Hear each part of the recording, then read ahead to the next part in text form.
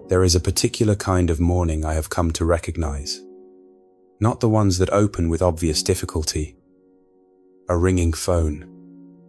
A crisis already forming. Those mornings announce themselves. I mean the other kind. The kind where you wake up and for about 3 seconds, everything is neutral. And then, before any single thing has happened, the weight settles back in. The specific weight that belongs to this particular season of your life. The one that was there when you fell asleep and was apparently waiting patiently at the bedside for you to return. If you know that kind of morning, and I think many of you do, then this prayer is for you. Not a performance of gratitude for a day that has not proven itself yet. A real conversation with God before the day has the chance to get louder than He is. Let us pray. Father, I come to you right now at the very start of this morning, not because I have arranged my thoughts, not because I have something polished to offer. I come because I woke up, which means you decided this story was not finished yet. And I want to start here, with that single, unremarkable, extraordinary fact.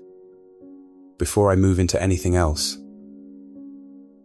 I want to say something honest before I say anything else. Gratitude does not always arrive on its own. Some mornings I have to go looking for it. I have to sit still long enough to let it catch up to me. Because the anxiety tends to arrive faster. The calculation of everything unresolved tends to arrive faster. The list of what today requires tends to arrive faster. Gratitude is slower. It requires a kind of deliberate stillness that the morning does not automatically provide. So I'm choosing it right now, not because I feel it yet, because I know it is true even when it does not feel true first. I have been at this long enough to know that the mornings I skip this, the mornings I tell myself I will pray later, when I feel more ready, when the circumstances have settled enough that gratitude comes more easily, those mornings do not get better. I have tested this repeatedly. The prayer is not optional for me the way I once thought it was. It is the thing that makes me who I want to be for the rest of the day, rather than just a more reactive, more exhausted version of myself who happened to survive until evening. So whoever is here this morning, whether this is the 10th year you have started your day in prayer, or this is the first time you have sat still with God in longer than you want to admit, welcome. There is no level of readiness required. There is no perfection of circumstance. You are here. That is already the beginning of something. Lord, thank you for breath, not as a formality, as a genuine marvel. The fact that my lungs expanded and contracted 10,000 times yesterday without my managing them even once. The fact that my heart beat without consulting me about whether I had earned another beat. These are not small things. These are the most fundamental signs of your mercy at work in my life, operating below the level where I tend to notice mercy at all. I have been thinking recently about how differently I experience my mornings depending on where my first thoughts go. The mornings when I let the news and the notifications and the calculations move in first. Those days have a different texture than the mornings I spend the first few minutes here. Not because prayer changes the external circumstances, but because it changes the position from which I enter them. I go into the same hard day as a different person, more grounded, more aware that I am not managing this alone. Father, that is why I am here this morning, not to perform a habit, to genuinely reorient myself before the day asks more of me than I feel ready to give. Psalm 118, verse 24 says, "This is the day the Lord has made." I want to sit with that, not read past it. This specific day, the one I am about to walk into, with all of its specific demands and unknowns and people and pressures, was made by you. It is not an accident. It is not a neutral stretch of hours I have to survive.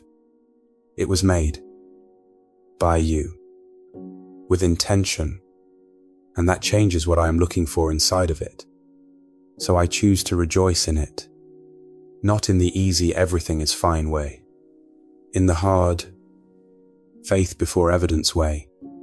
I choose to believe, before I can see it, that your hand is already in what awaits me today. Thank you for keeping me safe through the night. While I was completely unaware, your care was completely active. That is an astonishing arrangement. I was unconscious. You were not. Lord, I want to thank you for the things I have almost stopped seeing because they have been consistently present for so long. I think about a man I read about once, a doctor who worked for years in regions where basic infrastructure simply did not exist. Running water was not reliable. Electricity came and went. Medical supplies that I would consider standard were genuinely difficult to obtain. When he eventually returned to live in the country he had grown up in, he said the adjustment was strange in a direction he had not anticipated. He said he found himself standing in his kitchen crying, not from sadness, from the overwhelming realization that water came out of a faucet when he turned it, that the light came on when he flipped the switch, that his refrigerator held food that was still there the next morning. He said, I had spent so long treating these things as the background of life that I had stopped seeing them as the content of it. Father, I want to see the content of my life this morning, the roof that held through the night, the water that will come from the tap when I need it, the bed I woke up in, the ability to read these words and form thoughts about what they mean, the fact that I have someone to pray to who is actually listening. None of this is small. All of it was given to me, not earned by me. Your word in Lamentations says your compassions are new every morning. I want to receive that not as a verse I recognize, but as something that is actually true right now. In this exact morning, your compassion did not diminish overnight because I am not what I want to be yet. It renewed, like light coming back, like it cannot help itself. Father, let me carry that into the parts of today where I am tempted to believe your attention to my life has lapsed. It has not lapsed. It renewed. This morning, for me. Lord, I also want to thank you for the season I am in. Even the parts of it I would not have chosen. I have been learning something about contentment that I could not have learned in a more comfortable chapter. I am learning the difference between the satisfaction that depends on circumstances cooperating and the peace that persists when they do not. It is a harder thing to learn than I expected, but I am beginning to think it is one of the most valuable things a person can know. Father, I want to be honest with you now, the way I sometimes have to remind myself that I can be. There is something I woke up carrying this morning. You already know what it is. I am going to name it anyway, because naming it to you, instead of just dragging it through the day unnamed, seems to be the beginning of actually setting it down. It is the worry about the situation I cannot resolve by thinking harder. I have been over it multiple times, from multiple angles, and thinking has not fixed it. It has only made me more tired. Lord, I am giving this to you now, not as a figure of speech, but as an actual transfer of something I cannot carry the way I have been carrying it. It is the relationship that is not what I want it to be, the distance that has been growing longer than I initially thought it would, the conversation that needs to happen and for which I do not yet have the right words. Father, I am bringing that too. I do not know how to fix it. I know you see it more clearly than I do. From a vantage point I simply do not have. It is the thing I have been afraid to say out loud, because saying it out loud would make it more real. Lord, you already know it. It is already real. I am simply the one who has been pretending otherwise. I release the pretending this morning. I bring you the actual thing. Your word in 1 Peter chapter 5. Verse 7 says to cast all our anxiety on you because you care for us. I have read that verse 100 times. This morning I want to actually do it. Not just agree with it. Do it. Cast this. Leave it here. Walk away from this prayer with something lifted off that has been pressing down. I want to speak directly to something for a moment. There is a particular kind of suffering that happens when we carry our worries privately for so long that we have forgotten we are even carrying them. They stop feeling like a burden and start feeling like just how things are. The background noise of your life. The weight you have been wearing so long you cannot remember what it felt like not to have it. I have sat with people in that place. People who, when they finally named the thing out loud in a prayer for the first time in years, were surprised by their own tears. Not because saying it made it worse, because saying it made it real in a way that could actually be addressed, rather than just silently endured. Lord, for anyone in that place this morning, the person carrying something unnamed because naming it has felt like too much, let this prayer be the moment of naming. You do not have to have the words fully formed. You already know. What we are doing here is not informing you of anything. We are agreeing together that this is real. It matters. And it is too heavy to keep carrying alone. Father, give me what I need to do that. The willingness to not pick it back up by noon. The trust that what I leave with you is actually being held. And forgive me for the places I have fallen short recently. Not in an abstract sense, but for the specific moments from this past week when I was not who I want to be. When I said the thing I should not have said. When I withheld the kindness I should have given. When I chose my own comfort over someone else's genuine need. Lord, I do not want to carry that into today either. Your grace covers it. Your forgiveness is real. Let me actually receive it. Not as theology, but as something I walk out into the day carrying instead of guilt.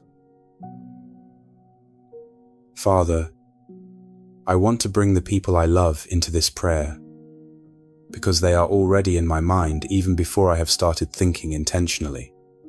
They arrive on their own. That is what love does. It keeps the people who matter close even in the unconscious hours. I think specifically about the people I am worried about. The one whose health situation has been changing in ways that frighten me, and who is handling it with a courage I find both humbling and heartbreaking. Lord, be with them today in the specific, practical way that they actually need. Not just in the general sense that you are with everyone, but in the particular way that meets their particular morning. Let them feel something real from you today. Something that gets past the noise and lands. I think about the person in my life who is lonely in a way they do not easily describe, who shows up for other people consistently and has few people showing up for them. Lord, be the presence today that I am not always able to be. Meet them in the quiet of their own morning before the day fills up with the things they are doing for others. I think about the person who is walking through a grief that does not have a clear shape or timeline, the kind that does not resolve with enough time having passed, the kind that resurfaces on ordinary Tuesdays without warning. Father, be close to them today in the way that Psalm 34, verse 18, describes you, near to the brokenhearted. not distant, not theological, not a comfort that requires effort to access. Near, present, real. I think about the younger people in my life, the ones still working out who they are and what they believe, and how to navigate a world that is asking a great deal of them earlier than I think any generation should be asked. Lord, give them wisdom and protection. Give the people who love them patience and a listening presence that does not rush to fix what might actually just need to be heard. Father, I bring all of them here by name in my own heart. Even if I am not saying those names out loud right now, you know them. You love them more than I do. I trust that. Lord, I want to say something personal here. Something I have come to believe through years of starting mornings this way, rather than through something I read or was told. Gratitude did not make my life easier. It made me more honest about what my life actually contains. And that turned out to be more valuable than ease. There was a period when I thought if I was grateful enough, consistently enough, circumstances would shift in my favor. Like gratitude was a mechanism that produced results. I am not sure where I got that idea. It is theologically muddled and experientially wrong, but I held it for longer than I want to admit. And when hard things kept happening, as hard things do, I was not just dealing with the hard thing. I was also confused about why the gratitude had not prevented it. What I eventually learned is that gratitude is not a transaction. It is a posture. It does not purchase better circumstances. It opens me to receive what is already present in the circumstances I have. And what is already present is often more than I had been noticing, because I was too focused on the gap between what I had and what I thought I needed. This is what Psalm 37, verse 4 means to me now, when it says to delight yourself in the Lord, and He will give you the desires of your heart. I used to read that as a promise that wanting the right things would result in getting them. I now read it as something stranger and more radical, that when my delight is actually in God, rather than in what God can provide, my desires themselves change. I stop wanting what I do not have in the same restless, depleting way. I start wanting more of what I already have access to. Presence, peace, the slow accumulation of a life lived with attention. Father, let that be more true of me today than it was yesterday. Let this practice, this consistent returning to you before anything else, slowly become the thing that forms me rather than just the thing that gets me through the morning. Lord, I want to be ready for today, not over-prepared in the way that suggests I think I can manage everything on my own, but genuinely ready, in the way that comes from having placed the day into your hands before stepping into it. I ask for wisdom. Father, the kind that James describes in chapter 1, the wisdom that you give generously to everyone who asks, without finding fault in the asking.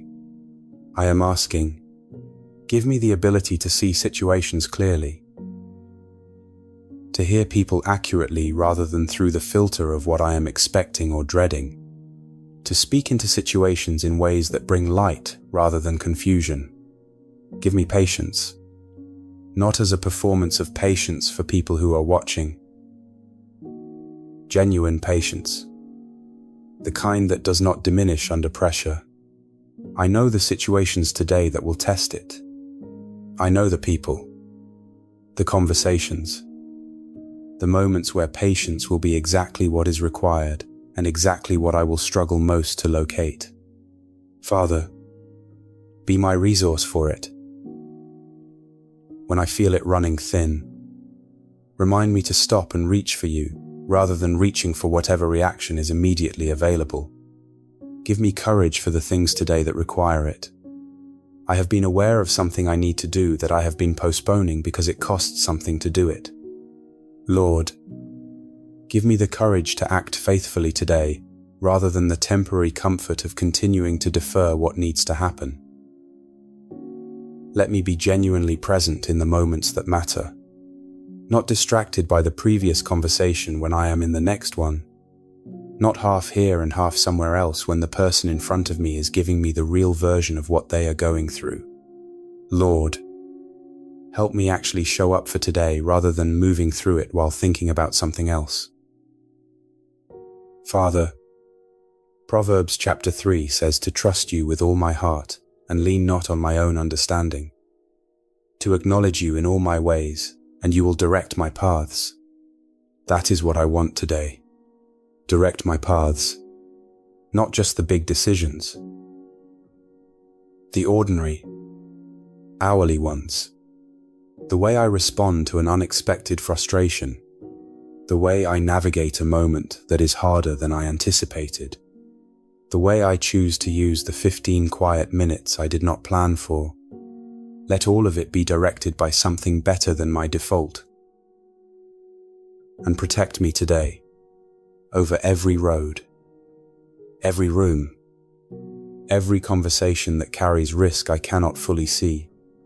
Let your presence go with me into every place I enter today, not as a charm, as an actual accompanying presence that changes the nature of whatever it enters. Father, I also want to ask specifically for protection over my mind today, because some of the most dangerous territory I walk into on any given day is interior, the thought that arrives uninvited and sets up residence, the memory that surfaces at exactly the wrong moment, the voice that says you are behind, you are inadequate, you should have handled that differently, and who do you think you are anyway? Lord, station your truth at the door of my mind today. Let what you say about me be louder, more persistent, and ultimately more convincing than what my own most discouraged thinking says. And let me be genuinely useful to someone today. Let me not be so absorbed in managing my own circumstances that I miss the actual human standing in front of me who needed someone to be present. I have done that. I have been so in my own head that a real moment of connection passed right through me without landing. I do not want to do that today. Open my eyes. Father, let me see what is actually in front of me rather than what I am projecting onto it. Use me today the way I have asked to be used, but perhaps not always lived up to, as someone through whom your gentleness and your care become visible in the world. Not perfectly, not dramatically, just genuinely, in the ordinary human interactions of an ordinary day that you have already prepared for me. Before I bring this prayer toward its close, I want to leave you with something. 4 lines, written in the quiet of this particular morning, before the day has taken shape, before the hours make their claim. I come with empty hands to you, and leave held, covered, known by name. Lord, thank you. Thank you for this morning, for being willing to receive a prayer that is more honest than polished, more real than refined. Thank you for the night that passed and the morning it released me into. Thank you for mercy that renewed while I was sleeping and was here waiting when I woke up. Thank you for carrying what I brought here and for the peace that is already different from when I walked in. I give you this day, every hour of it, the parts I know about and the parts I do not, the parts that will go well and the parts that will not, the moments of unexpected grace and the moments that will require more from me than I currently feel I have available. I go into all of it not as someone who has everything managed, but as someone who is held by the one who does, and that is genuinely enough. In the name of Jesus Christ. Amen. Before you close this video and step into whatever your morning holds, I want to ask you something. Did any part of this prayer land in a place that needed it? Was there a moment where what you heard named something you had not yet been able to name for yourself? If it did, I would love for you to come to the comments and type, "Thank you, God," not as a reflex, as a genuine moment between you and God where you say it and mean it. Because someone is going to read that today. Someone who woke up this morning in the middle of something hard, who is not sure if prayer is still working, who needed to see someone else say it and mean it. And your 3 words might be the thing that reminds them that they are not the only one who showed up here this morning and found something real waiting. And if you are carrying something specific, a health situation, a family prayer, something you have been trusting God with for a long time, write it in the comments. We read every single one on this channel. You are not sending words into an empty room. If this prayer was meaningful for you this morning, share it with someone before you start your day. Not because we need the views, because you know someone who needs this more than you did. And getting it to them costs you nothing but a moment of attention. Subscribe to Grace Father and turn on notifications. Let us keep meeting here in the morning, before the day begins, in the space where something quiet and real is still possible. Walk into today knowing that the God who made this morning made it with you in mind, who has been watching for you since before you woke up, who was ready with new mercy before you were ready to receive it. You showed up. That is already the beginning of something. Now go, held, covered, and genuinely not alone.